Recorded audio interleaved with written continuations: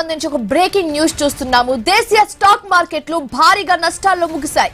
సెన్సెక్స్ 1342 పాయింట్లు లాస్ అయింది. నిఫ్టీ 394 పాయింట్లు కుప్పకూలింది. పశ్చిమ ఆసియాలో యుద్ధ పరిణామాల నేపథ్యంలో కొద్ది రోజులుగా స్టాక్ మార్కెట్లు భారీ నష్టాలను చవిచూస్తున్నాయి. నిన్న ఒక్కరోజు లాభాలతో ముగిసిన స్టాక్ సూచీలు మరోసారి నష్టాల పరంపర కొనసాగించాయి.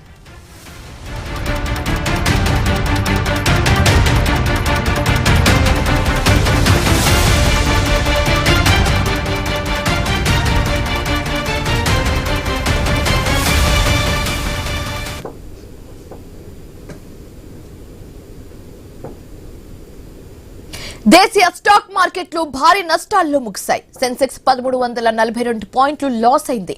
నిఫ్టీ 394 పాయింట్లు కుప్పకూలింది. పశ్చిమ ఆసియాలో యుద్ధ పరిణామాల నేపథ్యంలో కొద్ది రోజులుగా స్టాక్ మార్కెట్లు భారీ నష్టాలను చవిచూస్తున్నాయి. నిన్న ఒక్కరోజు లాభాలతో ముగిసిన స్టాక్ సూచీలు మరోసారి నష్టాల పరంపర కొనసాగించాయి. ఇదే అంశానికి సంబంధించి ప్రస్తుతం మనతో పాటు మాట్లాడడానికి జాయిన్ అయ్యారు స్టాక్ మార్కెట్ అనలిస్ట్ ప్రభు గారు. ఆయనతో మాట్లాడదాం. గుడ్ ఈవినింగ్ ప్రభు గారు. చూస్తున్నాము స్టాక్ మార్కెట్ అంటేనే ఇప్పుడు అందరూ కూడా భయపడిపోతున్నారు, వెనక్కడుగు వస్తున్నారు. ఇన్వెస్ట్ చేయాలా చేయకూడదా, ఒకవేళ ఇన్వెస్ట్ చేసింది ఎలా లాస్ లో వెళ్తుందా లేకపోతే గెయిన్ చేస్తుందా అన్న ఒక సందేహంతో అయితే ఉంటున్నారు. So what you have to say about this? మీరు అంటే చెప్పింది కొత్తగా వచ్చిన వాళ్ళకి, ఆల్రెడీ మార్కెట్ లో ఎప్పుడో ఉన్న నిష్ణాతులకు వాళ్ళకేం భయపడరు. వాళ్ళు ఎందుకంటే టెన్షన్ వల్ల పెట్టిన పోర్ట్ఫోలియో తగ్గుతుందనే ఉద్దేశంతో క్యాపిటల్ తగ్గుతుంది, అంతేగాని మళ్ళీ వస్తాయి అనే ధైర్యం మనోధైర్యం ఉంటుంది వాళ్ళకి. కానీ కొత్తగా వచ్చే వాళ్ళకి తెలియదు. ఈ కొత్తగా వచ్చే వాళ్ళకి కొంచెం టెన్షన్ ఉంటుంది. అనవసరంగా వచ్చామే, మనం ఇక్కడ పెట్టంటే మినిమం ఎఫ్డీలో వచ్చేది 6% అనేది ఫీలింగ్ ఉంటది. కానీ మార్కెట్ లో ఉన్న డెప్త్ తెలిసిన వాళ్ళకి ఆ ఇది ఉండదు. ఇప్పుడు ప్రెసెంట్ అయితే డౌన్ అవుతూనే ఉంది. 441 lakh crores బిఎస్సి, అంటే నిన్నటి క్లోజింగ్ 447 lakh crores, అంటే 6 lakh crores ఆవిరైపోయింది ఒక రోజులో. అంటే 10 లక్షల కోట్లు, 8 లక్షల కోట్లు. అంటే ఒక రోజు అప్, ఒక రోజు డౌన్, ఒక రోజు అప్, ఒక రోజు డౌన్. ట్రంప్ ఏదైనా మాట్లాడితే ఆ నెగిటివ్ గా మాట్లాడితే ఆ రోజు డౌన్. ట్రంప్ ఏదైనా పాజిటివ్ గా మాట్లాడితే వారు ఆగిపోద్ది, నేను ఆపేస్తున్నాను, లేదా స్ట్రైట్ ఆఫ్ హార్మోస్ నేను ఏదైనా ఏదో రకంగా ఓపెన్ చేపిస్తాను అన్నప్పుడు మళ్ళీ పాజిటివ్ గా తీసుకుంటుంది. సో అంటే వార్ ఇంకా ఆగలేదు. అందరు గుర్తుపెట్టుకోవాల్సిన పని ఇది. వార్ ఇంకా ఆగలేదు, ఎవరు యాక్సెప్ట్ చేయలేదు. ఇది ఆయన ఒక రోజు ఒక మాట, ఇంకో రోజు ఇంకో మాట చెప్తున్నారు తప్ప ఇరాన్ యాక్సెప్ట్ కూడా చేయాలి కదా. సో మేము టాక్స్ నడుస్తున్నాం అనేది చేయాలి కదా. సో ఎక్కడగా సర్దు మనగలేదు. ఆ వార్ అనేది ఎండ్ కాలేదు కాబట్టి ఇంకా టెన్షన్ అనేది, అన్సర్టనిటీ అనేది కంటిన్యూ అవుతుంది. సో దీంతో పాటుగా ఈ కొన్ని పర్సిస్టెంట్ ఎఫ్ఐ సెల్లింగ్ కంటిన్యూస్ గా, they are any market, up market, down market, middle east cues వల్ల ఇన్వెస్ట్మెంట్ సెంటిమెంట్ బేరిష్ జోన్ లోకి వచ్చినట్లు లెక్క. అవి కన్సిస్టెంట్ గా అమ్ముతూనే ఉన్నారు. ఎందుకంటే మెయిన్ వాళ్ళు ఎప్పుడైతే మన రూపీ ఇదైపోయిందో 17 పైసా పడింది. సో పడినప్పుడు వీక్ అయిపోతుంది కాబట్టి, డాలర్ స్ట్రాంగ్ అవుతుంది కాబట్టి అక్కడికి బయటకు వెళ్లే ఛాన్సులు ఎక్కువ ఉంటాయి. కాబట్టి ఎఫ్ఐ సెల్లింగ్ అనేది మ్యాసివ్ గా ఉంటుంది. ఒకటి ప్రాఫిట్ బుకింగ్ వచ్చేసి మ్యాక్స్ బ్యాంకింగ్ లో, ఫైనాన్స్ లో, హెవీ వెయిట్స్ లో అయింది ఇవాళ.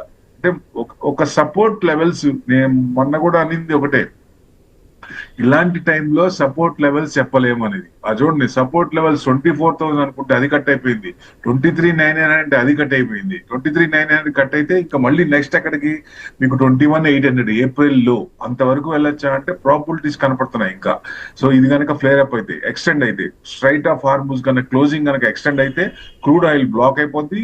క్రూడ్ ఆయిలే కాదు, ఎనర్జీ ప్రొడక్ట్స్ అన్నిటితో పాటు ఇరాన్ నుంచి ఫెర్టిలైజర్స్ కూడా వస్తాయి, ఇండియాకి కూడా వస్తాయి. ఫెర్టిలైజర్స్ కూడా పెరిగిపోతున్నాయి.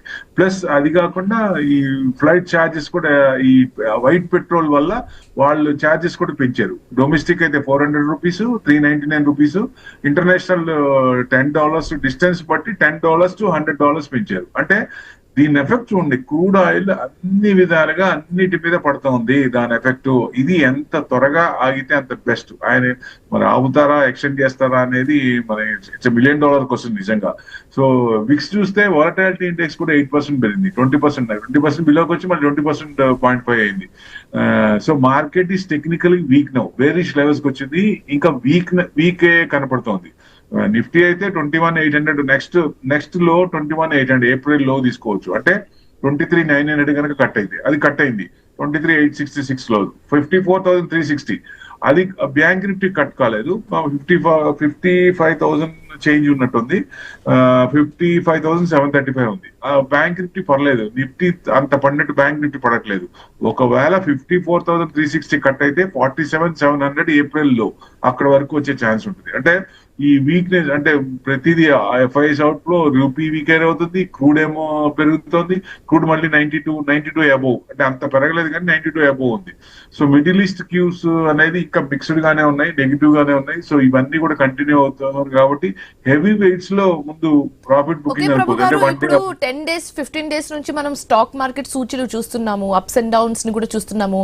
మీరు అన్నట్టుగానే అప్స్ అండ్ డౌన్స్ ఉంటూ వస్తుంది. సో నిన్న ఒకరోజు చూస్తే ప్రాఫిట్ లో ఎండ్ అయింది అండ్ ఈ రోజు మళ్ళీ లాస్ వైపు దూసుకెళ్తుంది. సో ఫ్యూచర్ నెక్స్ట్ వీక్ ఎలా ఉండబోతుంది? ఈ వీక్ ఆల్మోస్ట్ ఇంకో 2 days లో will be done. So next week ఎలా ఉండబోతుంది ఏమన్నా చెప్పగలరా? Strait of Hormuz to be open immediately at any cost. War అనేది ఆగిపోవాలి. అది ముందు వార్ ఆగపోయినా స్ట్రైట్ ఆఫ్ హార్మోస్ ఆయిల్ కనుక బట్వాడా జరుగుతుంటే ఆ షిప్స్ అన్ని ఆగిపోయినాయి. అక్కడ 1800 షిప్స్ దాకా ఉన్నాయి, అవన్నీ ఆగిపోయినాయి. అవన్నీ బట్వాడా కావాలి.